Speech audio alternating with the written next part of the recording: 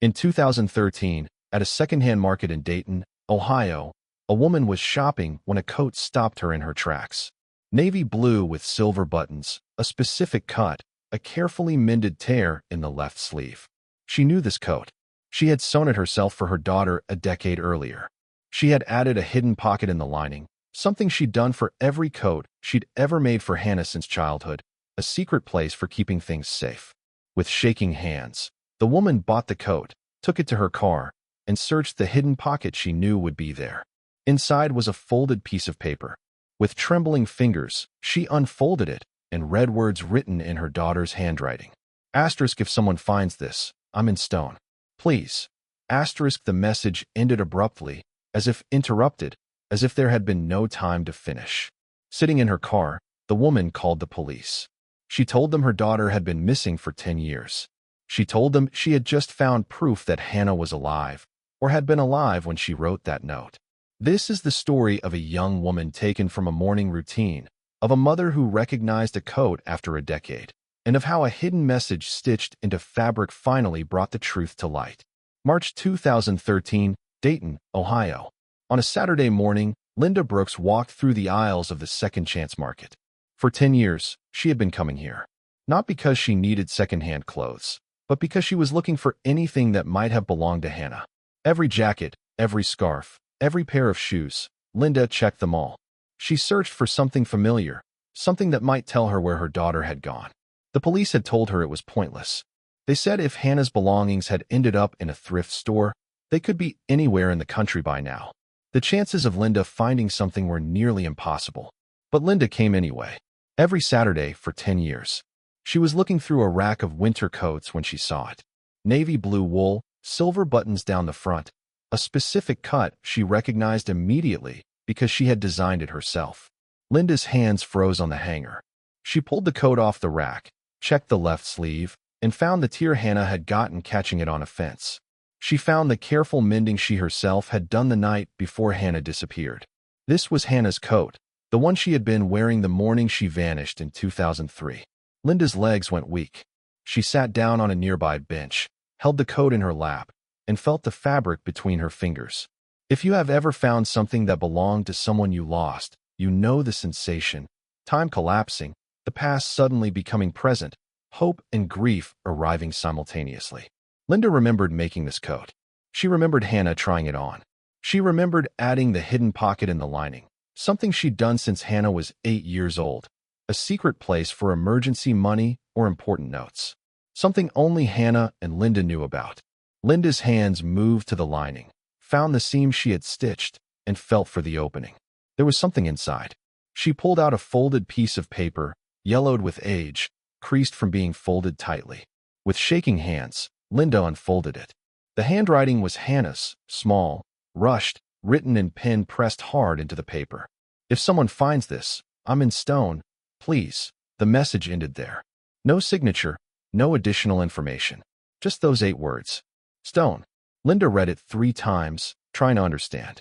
Stone what? Stone Creek? Stoneville? Stone Mountain? She pulled out her phone and called the number she had dialed hundreds of times over the past decade. Detective James Walsh answered on the second ring. He had worked Hannah's case from the beginning, had kept it open even when there were no leads. Linda told him she had found Hannah's coat. Told him there was a note. She read him the message. Walsh was quiet for a moment, then told her to bring the coat to the station immediately. He said not to touch the note anymore. They would need to analyze it. Linda bought the coat for $40, paid cash, and took it directly to the police station. April 2003, 10 years earlier, Columbus, Ohio. Hannah Brooks was 25 years old and had been working in patient registration at Columbus General Hospital for 2 years. The pay was steady, the hours predictable, and she liked helping people navigate the confusing process of hospital admissions. Her shift started at 7 a.m. To get there on time, she left her apartment at 6 o'clock every morning, walked 3 blocks to the bus stop on West Broad Street, caught the 620 bus, and arrived at the hospital by 6:50. It was a routine she had followed for 2 years without variation. What Hannah did not know was that someone had been watching her. Michael Turner was 42 years old and lived in a small house on the outskirts of Stone Creek, a town 30 miles northeast of Columbus. He worked as a freelance accountant, kept to himself, and had not dated since his fiancée, Sarah, died in a car accident 4 years earlier. Sarah had blonde hair that caught the light when she walked, a specific way of moving that Michael could recognize from a block away. One morning in January 2003, Michael had been driving through Columbus for a client meeting when he saw a young woman walking toward a bus stop.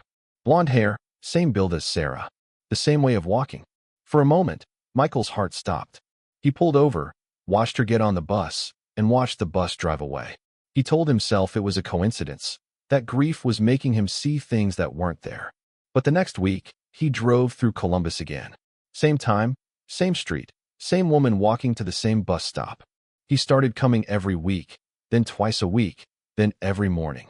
For 3 months, Michael watched Hannah Brooks walk to the bus stop at 6:15 a.m. He watched her wait, watched her board the bus at 6:20. He learned her routine, her route. He learned that she was alone.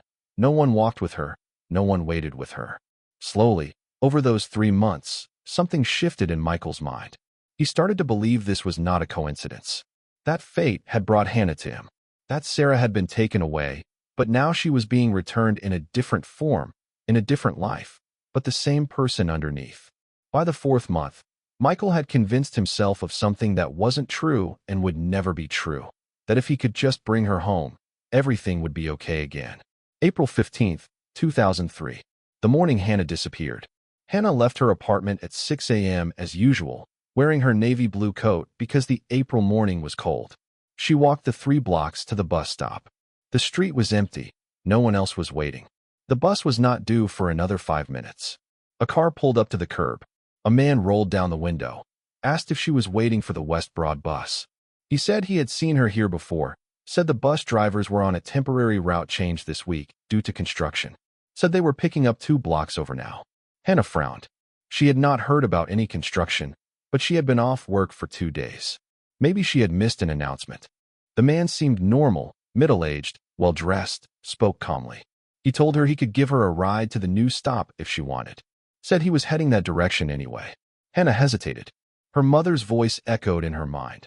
Never get in a car with strangers. She pulled out her phone, tried to search for bus route changes, but her signal was weak in this area. The page would not load. And she had been late twice this month already, once because of a missed alarm, once because the bus had mechanical problems.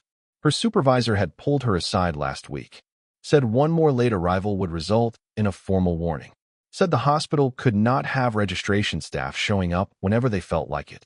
Hannah looked at the man again. Middle-aged, business clothes, spoke calmly. He seemed like someone who worked downtown, someone normal. And it was just 2 blocks. The man said the new stop was just 2 blocks over. That was nothing, a 2-minute drive. Not even enough time for something to go wrong. She made a decision she would regret for the next 10 years. Hannah said, "Okay."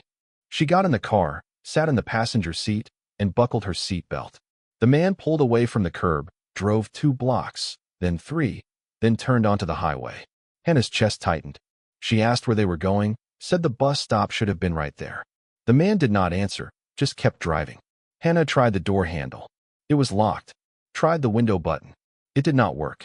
She told him to let her out, her voice firm, trying not to show fear. The man glanced at her. His expression had changed, no longer calm, no longer kind.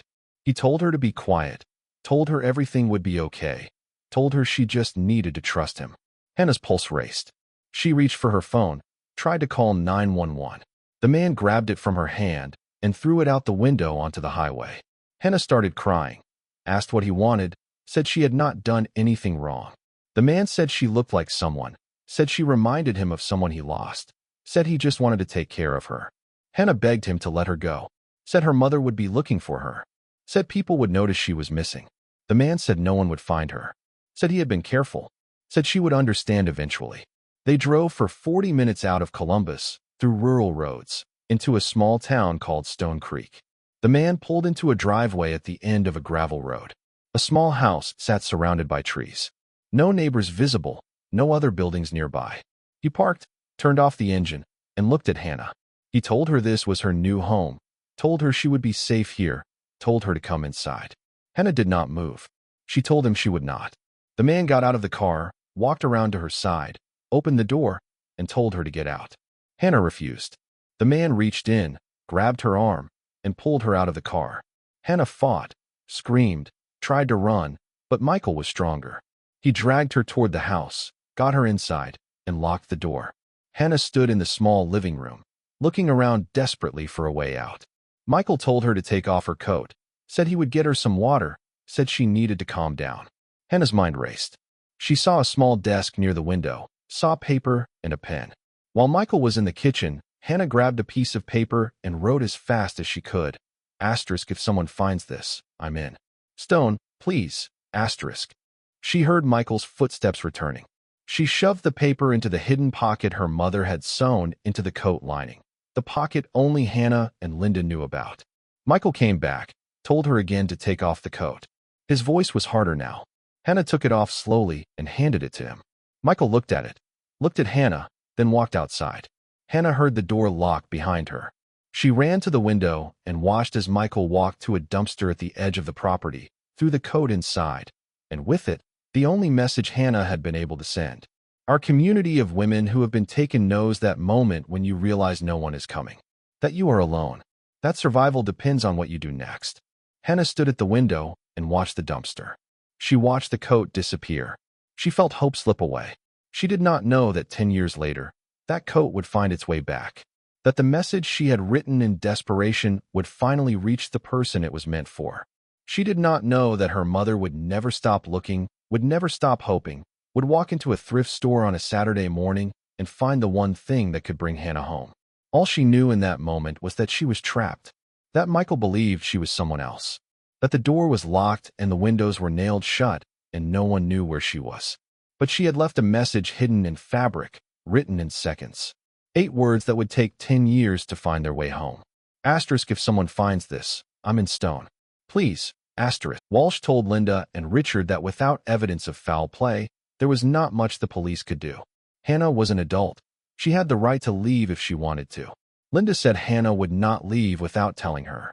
Walsh said he understood, but the evidence suggested Hannah had left of her own accord. The case was classified as a voluntary missing person. It remained open, but was not actively investigated. Linda refused to accept it. She printed thousands of flyers with Hannah's photo, posted them all over Columbus, drove to nearby towns, and posted them there, too. Richard returned to work after 3 months. He said someone had to keep paying the bills, said searching was not bringing Hannah back. But Linda did not stop. She quit her job as a seamstress to search full-time. She spent her savings, spent everything she had, looking for her daughter. And every Saturday, she went to thrift stores. She looked through racks of clothes, searched for anything that might have belonged to Hannah. For 10 years, she found nothing. April 2003. The coat's journey begins. Hannah's navy blue coat sat in a dumpster behind Michael Turner's house in Stone Creek for 2 days. The fabric absorbed the smell of garbage. Rain fell on the 3rd day and soaked through the wool.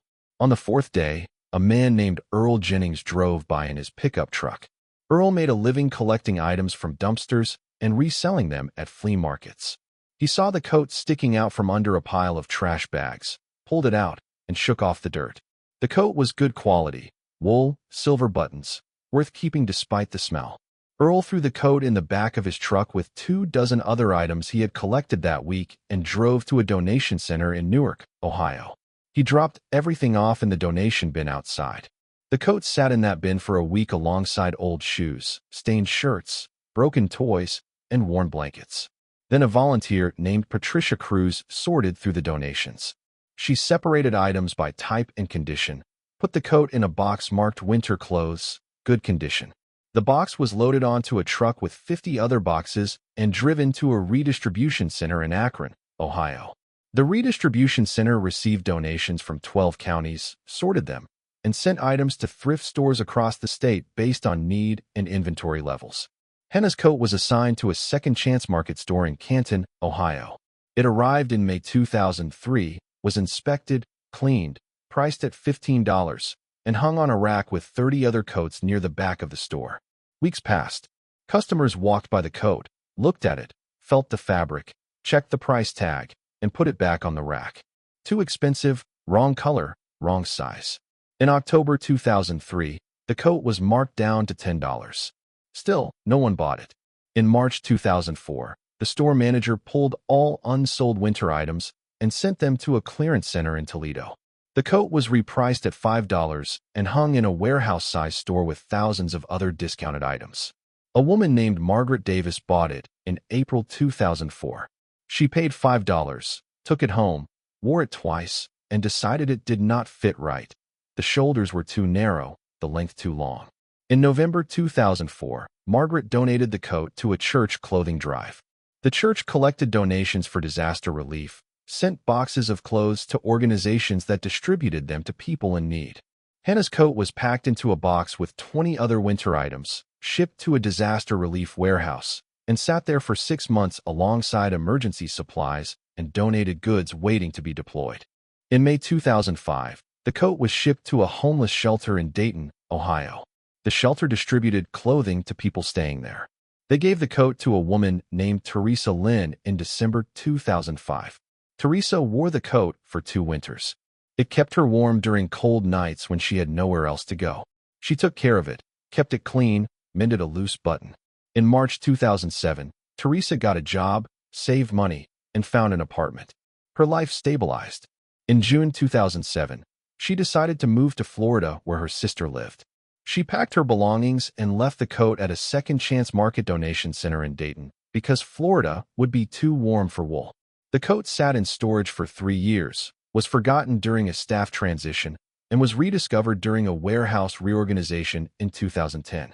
A manager looked at the coat, checked the quality, decided it was still in good condition despite being 7 years old, and sent it to the second chance market in Dayton.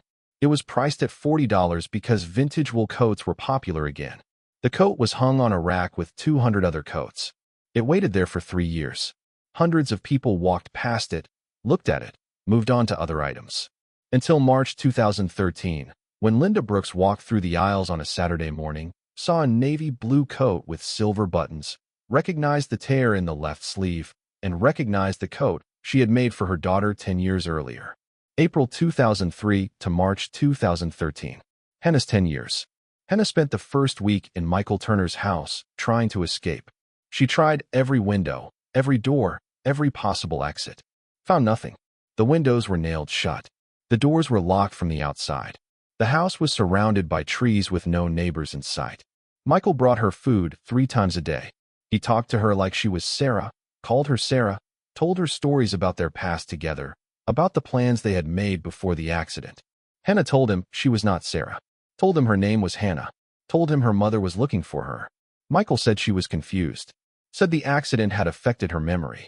Said she would remember eventually. Hannah realized Michael was not going to let her go, was not going to acknowledge reality.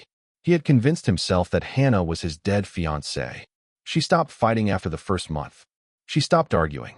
She started responding when Michael called her Sarah. She started nodding when he told stories. If you have ever been held captive by someone who lives in a delusion, you know that fighting the delusion only makes things worse. That survival sometimes means pretending. Hannah learned to exist in 2 states, the person Michael wanted her to be, and the person she actually was. Michael gave her books, let her watch television, cooked meals. He did not hurt her physically, but would not let her leave, would not let her contact anyone. After 6 months, Michael started leaving doors unlocked during the day. He started trusting that Hannah would not run. He started believing his own delusion so completely that he thought she had accepted it, too. Hannah considered running, but the house was miles from town. She had no phone, no car, no money. Running meant wandering through rural Ohio with nowhere to go. So she waited. She hoped someone would find her. She hoped the note she had hidden in her coat would somehow reach her mother.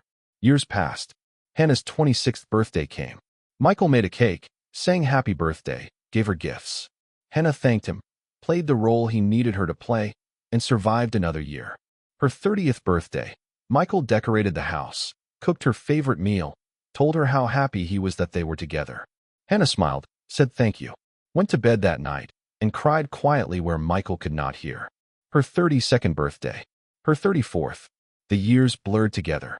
Days became weeks, became months, became years. Hannah marked time by the seasons, by the television shows that aired, by the books she read over and over, because Michael only bought new ones occasionally. She thought about her mother every day. She wondered if Linda was still looking, wondered if anyone remembered her name. She thought about the note she had written, wondered where the coat had gone, if it had been thrown away, if it was sitting in a landfill somewhere. She held on to hope because it was all she had. Hope that someday, somehow, someone would find her. Our community of survivors held in long-term captivity knows that time loses meaning. That days stretch into years without markers or milestones.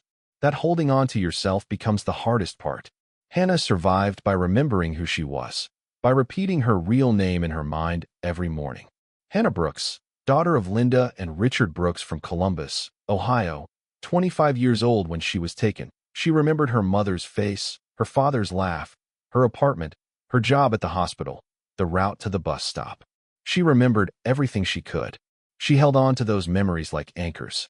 She refused to let Michael erase who she really was. And she waited. March 2013. The discovery. Detective James Walsh sat in his office and looked at the coat Linda Brooks had brought him. He had worked Hannah's case for 10 years. He had always suspected she had been taken. He had never been able to prove it. Now he had proof.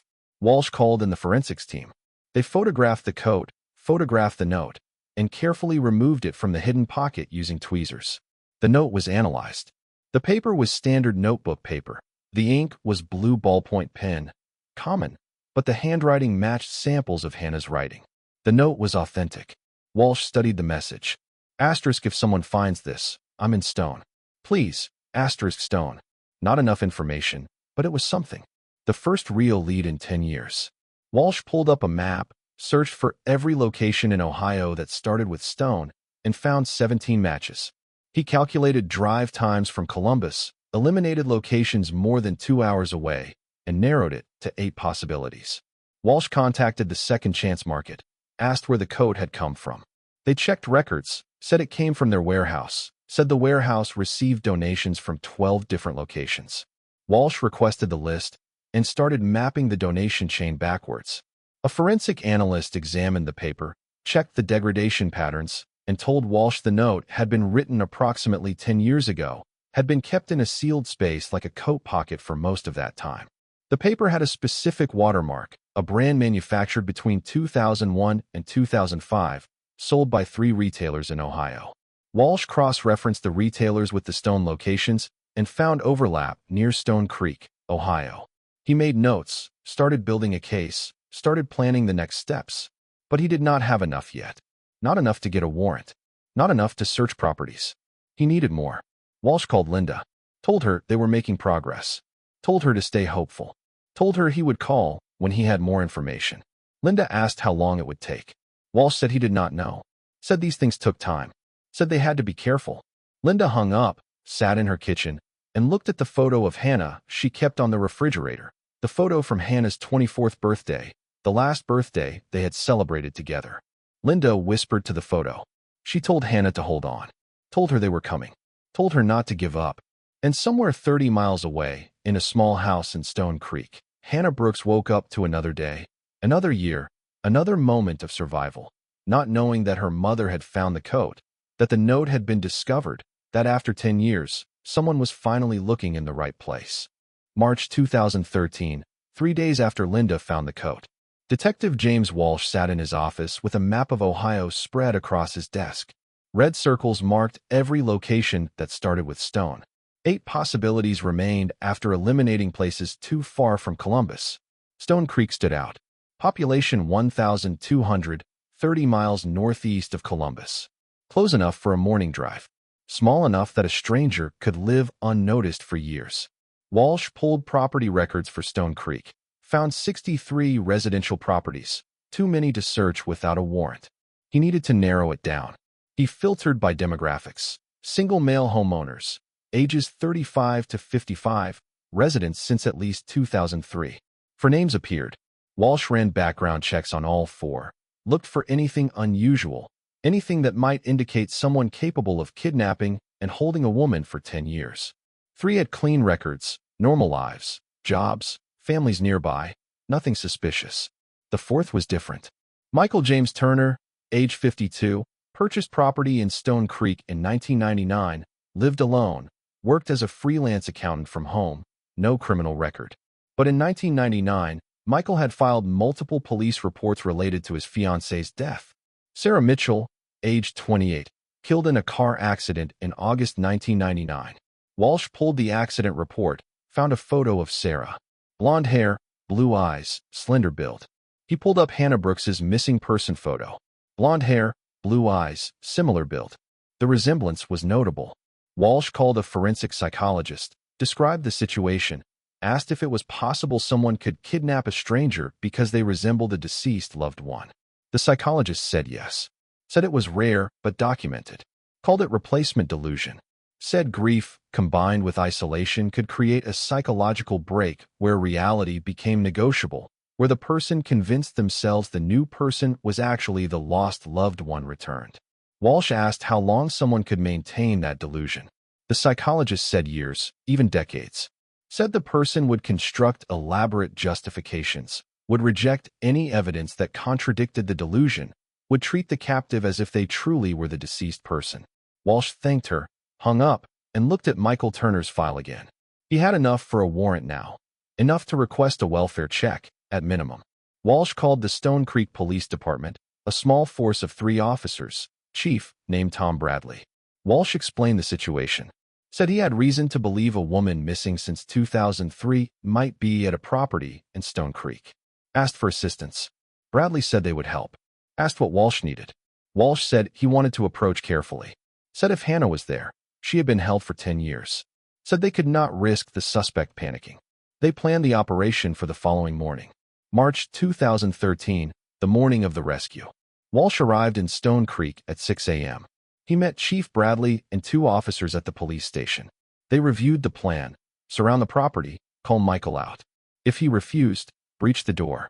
Priority was finding Hannah alive. They drove to 4782, County Road 17 in 2 vehicles, parked at the end of the gravel driveway. The house was small, single-story, surrounded by trees. No neighbors visible. Walsh and Bradley approached the front door. The 2 officers moved to cover the back exit. Walsh knocked, called out that this was the Columbus Police Department, asked Michael Turner to come outside.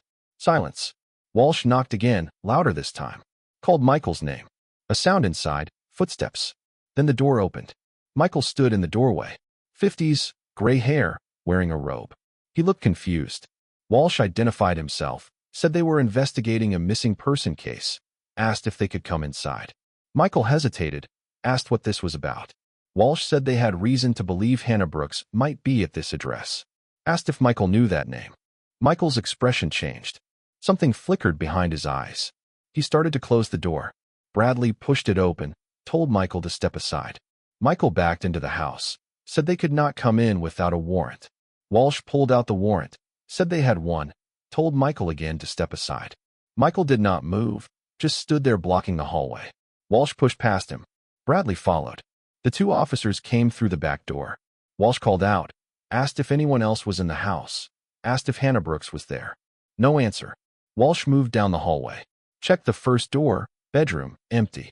Checked the second door, bathroom, empty. Checked the third door. It was locked. Walsh told Michael to open it. Michael said no. Said that was Sarah's room. Said Sarah did not like strangers. Walsh felt his pulse quicken. Told Michael to open the door now. Michael refused. Said Sarah was sleeping. Said she should not be disturbed. Bradley took a step forward. Told Michael they would break the door down if he did not open it. Michael looked between them, then slowly pulled a key from his robe pocket and unlocked the door. Walsh pushed it open. A woman sat on a bed near the window, thin, pale, blonde hair longer than in her missing person photo. She looked up when the door opened, eyes wide. Walsh asked if she was Hannah Brooks. The woman did not answer, just stared at him. Walsh asked again, told her his name, said he was with the Columbus police, said her mother had been looking for her. The woman's eyes filled with tears. My mother? Walsh nodded. Told her Linda had found her coat, had found the note, said that was how they found this address. The woman started crying. She said her name was Hannah Brooks. Said she had been here for 10 years. Said Michael had taken her, said he would not let her leave. Walsh turned to Michael, told him he was under arrest for kidnapping. Michael shook his head, said there was a mistake. Said that was Sarah, his fiancée. Said she had been in an accident, but she was okay now. Said they were together. Bradley handcuffed Michael, read him his rights, and led him outside to the patrol car. Walsh stayed with Hannah. He told her she was safe, asked if she was hurt, asked if she needed medical attention. Hannah said she was okay, just weak. She asked if her mother was really looking for her, asked if Linda was alive. Walsh said yes. Said Linda had never stopped searching. Said she was waiting to see Hannah. Hannah covered her face with her hands and cried for several minutes. Walsh sat down in a chair near the door and gave her time.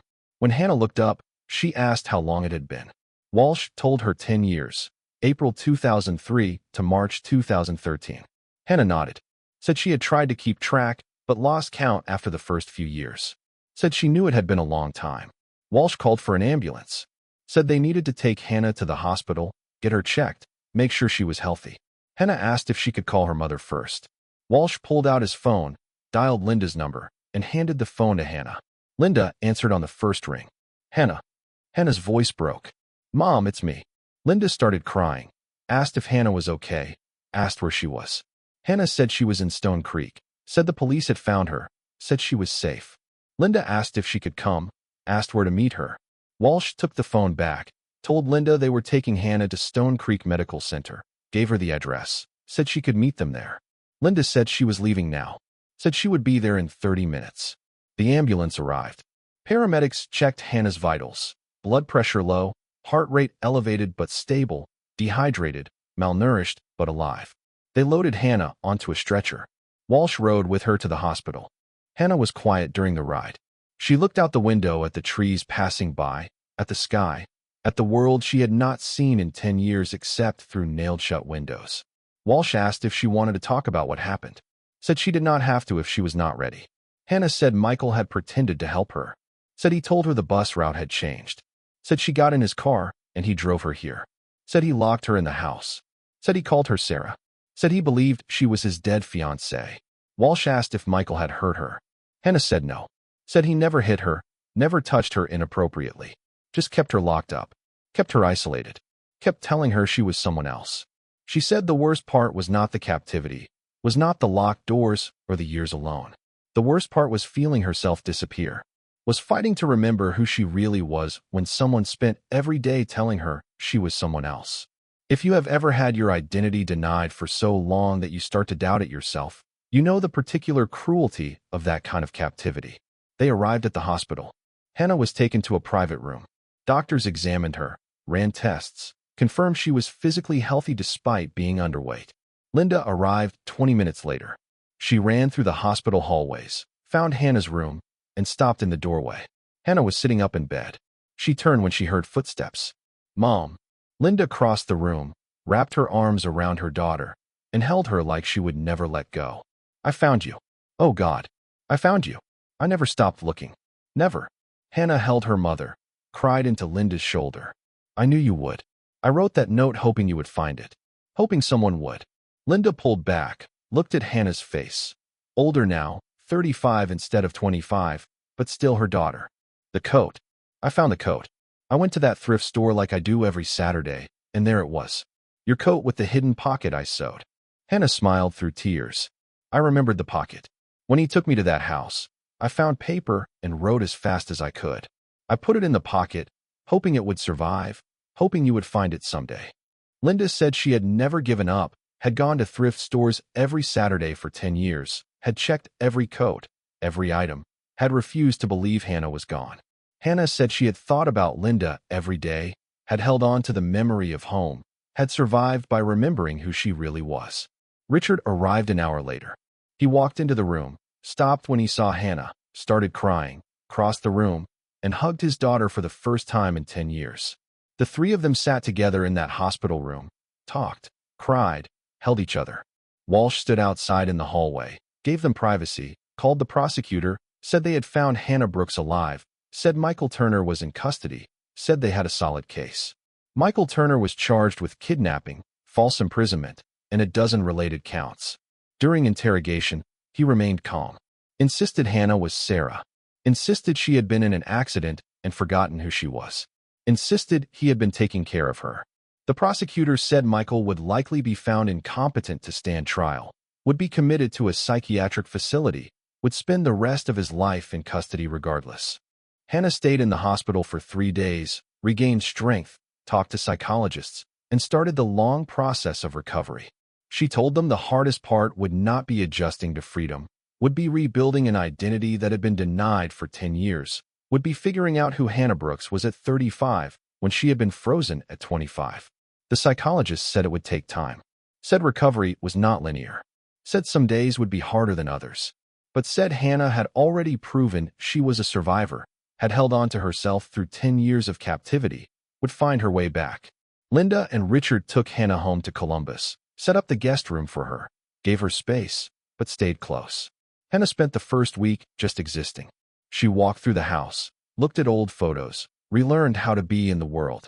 She went outside without asking permission, opened doors without checking if they were locked, ate meals at the table with her parents.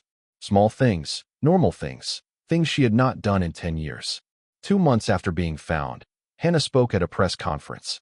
She wanted to thank the people who had searched for her, wanted to encourage families of other missing persons not to give up.